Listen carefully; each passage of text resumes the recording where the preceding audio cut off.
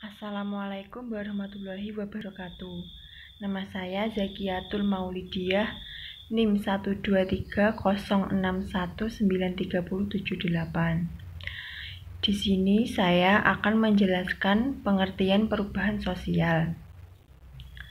Perubahan sosial atau social change merupakan perubahan dalam segi struktur sosial dan hubungan sosial dalam masyarakat. Adapun pengertian perubahan sosial menurut beberapa para ahli.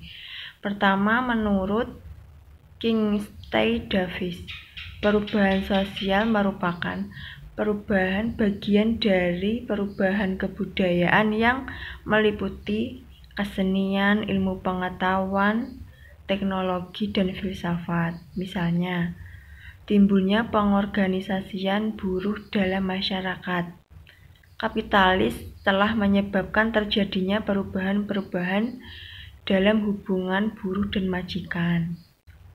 Kedua, menurut Sujarno Soekanto, perubahan sosial adalah perubahan-perubahan pada lembaga-lembaga kemasyarakatan yang mempengaruhi sistem sosial termasuk nilai, sikap, dan pola perilaku masyarakat.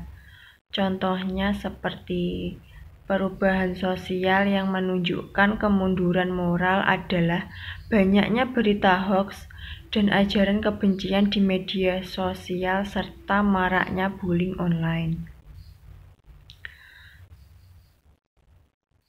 Ketiga, perubahan sosial menurut Profesor Sello Soemarjan. Perubahan sosial adalah perubahan yang terjadi pada lembaga kemasyarakatan yang nantinya akan mempengaruhi sistem sosial. Di sini perubahan sosial sendiri terdiri atas pertama, 1. Distribusi kelompok usia, 2. Tingkat pendidikan rata-rata,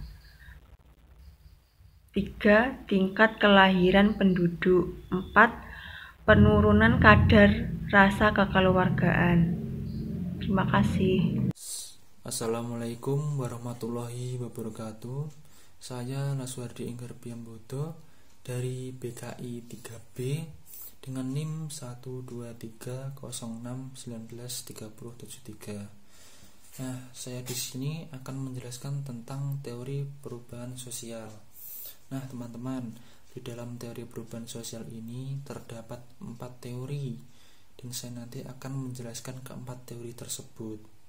Nah, teori tersebut meliputi teori evolusi, teori konflik, teori siklus, dan teori linier. Nah, saya akan memulai dari teori evolusi. Nah, teori evolusi ini dilandasi oleh pemikiran Emile Durkheim, Herbert Spencer, dan Ferdinand Tönnies. Nah, isinya ini tentang perubahan pengorganisasian dalam masyarakat, seperti pembagian kerja yang terjadi dalam waktu yang lama. Nah, selanjutnya teori evolusi. Nah, teori evolusi ini digolongkan menjadi multilinear theories of evolution yang membahas tahap perkembangan evaluasi seperti pertanian berevolusi menjadi ke industri. Nah, universal theories of evaluation yang mengembangkan perubahan linier yang tidak berulang, dan unilinear theory evaluation yang berpikir bahwa masyarakat sederhana berkembang ke masyarakat yang kompleks. Nah, kemudian terdapat juga teori konflik yang menerangkan bahwa perubahan disebabkan oleh konflik sosial. Nah, teori ini didasari oleh pemikiran Karl Marx. Nah, selanjutnya terdapat teori siklus. Nah, teori siklus ini menjelaskan tentang perubahan yang berputar kembali ke tahap awal untuk peralihan selanjutnya. Teori ini antara lain dikemukakan oleh Ibnu Khaldun dan juga Arnold Toynbee. Nah, dan yang terakhir adalah teori linier. Nah, teori linier ini menerangkan bahwa perubahan dapat direncanakan. Nah, jadi perubahan ini bisa direncanakan, teman-teman. Nah, saya kira cukup seperti itu penjelasan dari saya. Apabila ada kurang lebihnya, saya mohon maaf, dan wassalamualaikum warahmatullahi wabarakatuh. Assalamualaikum warahmatullahi wabarakatuh. Perkenalkan, nama saya Rizky Ramadhani Putra Wijaya, kelas BKI 3B dengan NIM 12306193085. Di sini saya akan menjelaskan tentang ciri-ciri perubahan sosial. Perubahan sosial yang terjadi di dalam masyarakat memiliki beberapa ciri, antara lain sebagai berikut. Yang pertama, setiap masyarakat mengalami perubahan, baik secara lambat maupun cepat, sehingga tidak ada masyarakat yang berhenti perkembangannya atau stagnan. Yang kedua, perubahan yang terjadi pada suatu lembaga kemasyarakatan akan diikuti oleh perubahan-perubahan pada lembaga-lembaga sosial lainnya. Hal ini disebabkan oleh lembaga-lembaga sosial bersifat interdependen akan saling memengaruhi, sehingga sulit sekali untuk mengisolir perubahan pada lembaga-lembaga sosial tertentu. Proses yang dimulai dan proses-proses selanjutnya merupakan suatu mata rantai. Yang ketiga, perubahan sosial yang cepat biasanya menimbulkan disorganisasi yang bersifat sementara karena berada dalam proses penyesuaian diri. Disorganisasi tersebut akan diikuti oleh reorganisasi yang mencakup pemantapan dari kaidah-kaidah dan nilai-nilai yang baru. Keempat, perubahan sosial terjadi dalam bidang material dan imaterial karena keduanya memiliki hubungan timbal balik. Kelima, secara tipologis, perubahan sosial dapat dikategorikan dalam beberapa bentuk, yaitu sebagai berikut. Yang pertama, proses sosial, yaitu pergantian beragam penghargaan, fasilitas, dan anggota dari suatu struktur. B, atau yang kedua, segmentasi atau pembagian, yaitu pemekaran unit-unit struktur yang tidak terlalu berbeda dengan unit-unit yang telah ada. Yang ketiga, perubahan struktur, yaitu timbulnya peran organisasi yang baru. Keempat, perubahan struktur kelompok, yaitu pergantian komposisi kelompok, tingkat kesadaran kelompok, dan hubungan antar kelompok dalam masyarakat. Dan berikutnya, dampak perubahan sosial bagi kehidupan masyarakat. Dampak positif. Yang pertama, perkembangan ilmu pengetahuan dan teknologi atau iptek. Yang kedua, terciptanya lapangan pekerjaan. Yang ketiga, terciptanya tenaga kerja yang profesional. Yang keempat, meningkatnya efektivitas dan efisien kerja. Dampak negatifnya adalah kondisi disintegrasi, pergolakan daerah, kenakalan remaja, dan terakhir kriminalitas. Terima kasih. Wassalamualaikum warahmatullahi wabarakatuh. Assalamualaikum warahmatullahi wabarakatuh. Perkenalkan, nama saya Kris Rahmatur Ramadan dari kelas BKI 3B dengan NIM 12306193058. Saya akan menjelaskan bentuk-bentuk perubahan sosial. Bentuk perubahan sosial adalah salah satu wujud dari perkembangan manusia yang selalu bergerak secara dinamis mengikuti perkembangan zaman yang ada. Tentunya teori perubahan sosial ini didasarkan pada tingkah laku manusia yang selalu berubah-ubah dari waktu ke waktu. Ada 7 bentuk perubahan sosial, diantaranya sebagai berikut. Yang pertama, bentuk perubahan sosial berdasarkan prosesnya. Yang poin pertama, perubahan yang direncanakan. Perubahan yang direncanakan merupakan perubahan yang terorganisasi secara baik.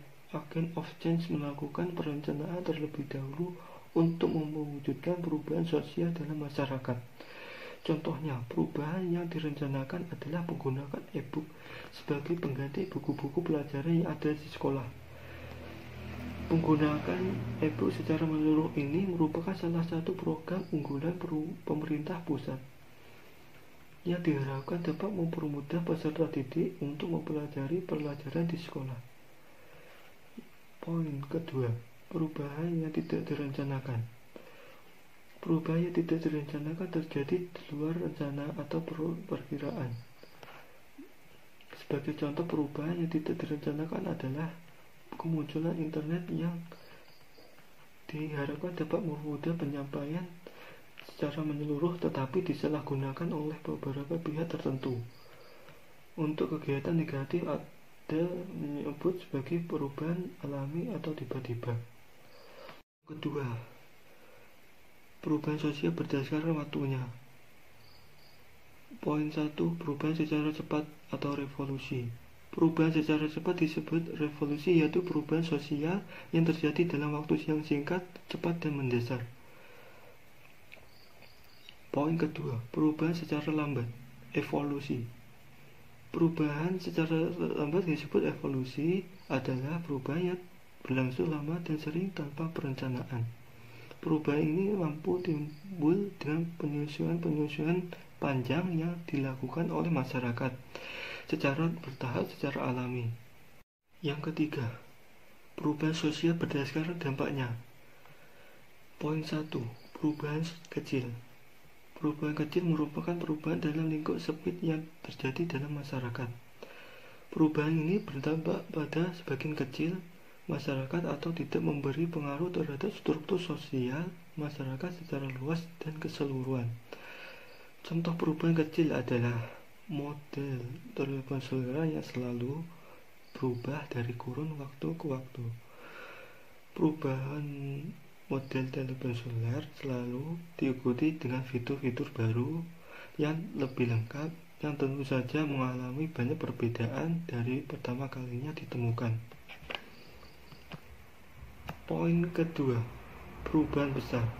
Perubahan besar memiliki pengaruh besar terhadap struktur sosial yang ada di dalam masyarakat.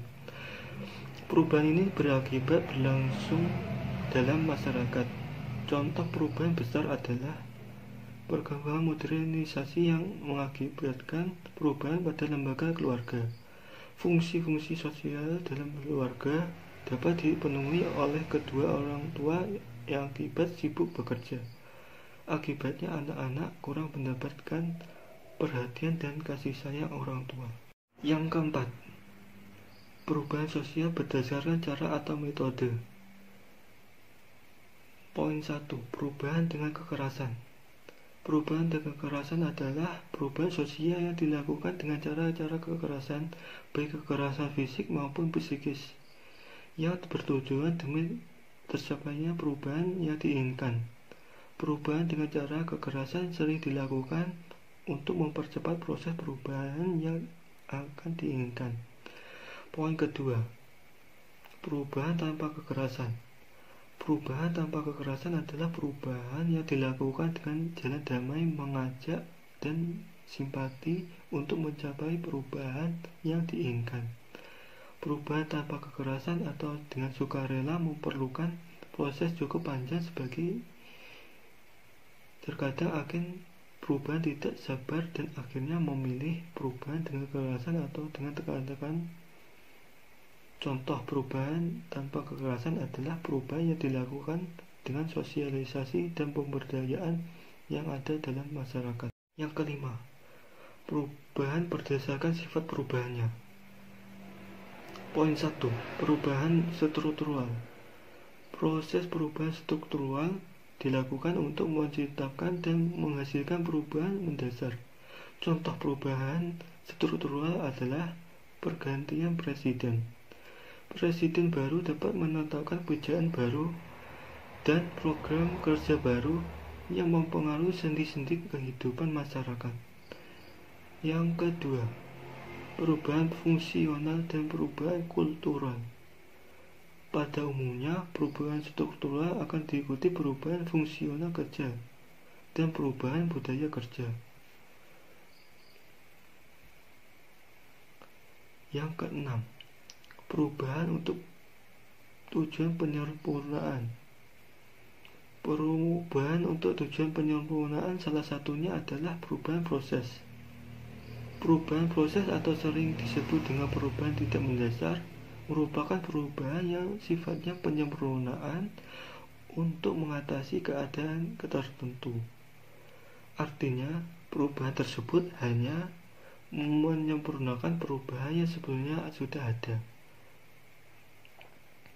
Contoh perubahan proses adalah perubahan sistem seleksi penerimaan calon pegawai negeri sipil.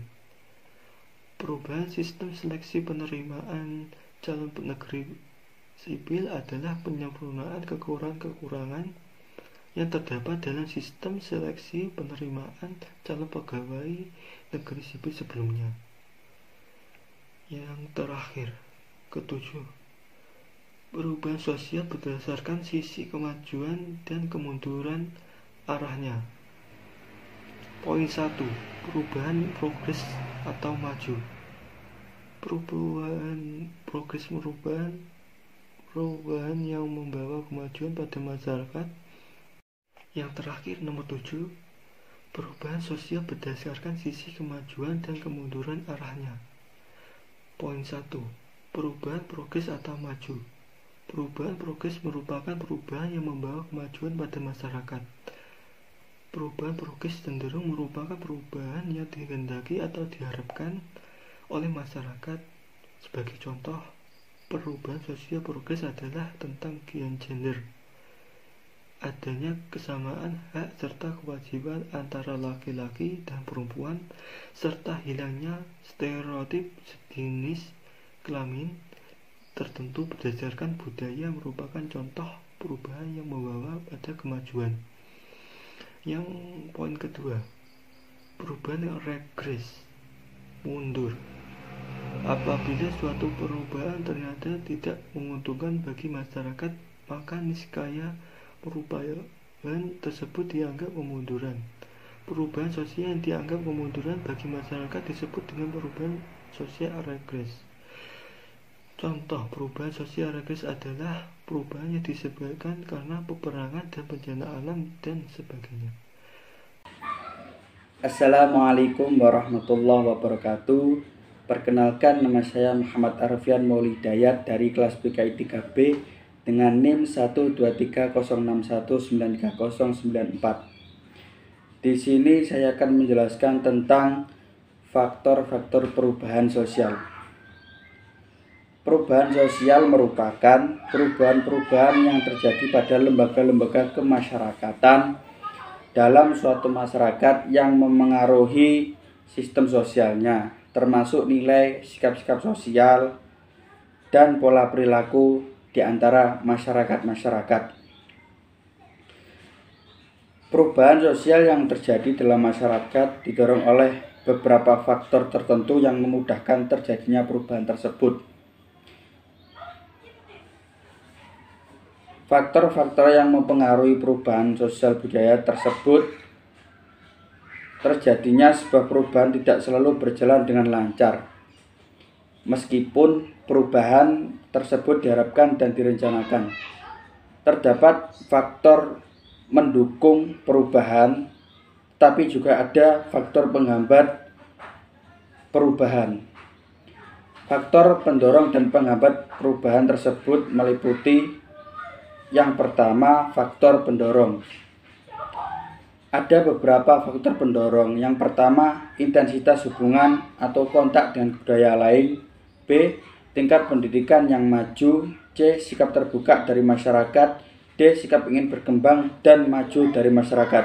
Kemudian, faktor-faktor penghambat. Yang pertama yaitu kurangnya hubungan dengan masyarakat luar. Yang B, berkembangnya pendidikan yang lambat. C, sikap yang kuat dari masyarakat terhadap tradisi yang dimiliki. D, rasa takut dari masyarakat jika terjadinya kegoyahan atau pro kemapanan. Yang kelima, cenderung menolak terhadap hal-hal baru. Kemudian, faktor-faktor penyebab perubahan sosial. Pada dasarnya, perubahan sosial terjadi karena anggota masyarakat merasa tidak puas lagi terhadap keadaan kehidupan yang lama. Norma-norma dan lembaga-lembaga serta sarana-sarana penghidupan dianggap tidak memadai untuk memenuhi kebutuhan hidup yang baru. Oleh karena itulah, masyarakat menuntut adanya perubahan. Menurut Surjono Sukamto, secara umum timbulnya perubahan sosial dipengaruhi oleh dua faktor utama, yaitu faktor endogen dan eksogen. Faktor endogen merupakan faktor-faktor yang berasal dari dalam masyarakat. Menurut David MC, sebagaimana dikutip Arif Rahman 2003, adanya faktor ini didorong oleh motivasi berprestasi dari individu-individu dalam masyarakat tertentu. Tercapai suatu pemahaman antara anggota masyarakat yang mendorong munculnya perubahan sosial. Secara umum, faktor-faktor dalam yang menyebabkan terjadinya sosial yaitu yang pertama, bertambah dan berkurangnya jumlah penduduk besar. Kecilnya penduduk akan menentukan cepat lambatnya perubahan sosial. Contohnya, perubahan akibat transmigrasi. Yang kedua yaitu penemuan-penemuan baru atau inovasi. Yang ketiga, menurut Kunchoro-Ningrat, faktor-faktor yang mendorong individu untuk mencari penemuan baru yaitu yang pertama, kesadaran dari orang perorangan akan kekurangan dalam kebudayaannya. B. Kualitas dari ahli-ahli dalam suatu keadaan. C. Perangsang bagi aktivitas-aktivitas penciptaan dalam masyarakat. Kemudian faktor-faktor eksogen. Faktor-faktor eksogen adalah faktor-faktor yang berasal dari luar masyarakat yang biasa mendorong terjadinya perubahan sosial. Faktor-faktor tersebut antara lain: A. Pengaruh kebudayaan masyarakat lain. Masyarakat selalu mengadakan hubungan dengan masyarakat lainnya. B. Peperangan. Peperangan dalam hal ini berarti pertikaian antara masyarakat yang satu dengan masyarakat yang lain di luar batas-batas negara. Kondisi alam. Kondisi alam yang berubah, terjadinya gempa bumi, angin topan, banjir, tsunami, dan lain-lain menyebabkan masyarakat yang tinggal di daerah tersebut terpaksa meninggalkan tempat tinggalnya.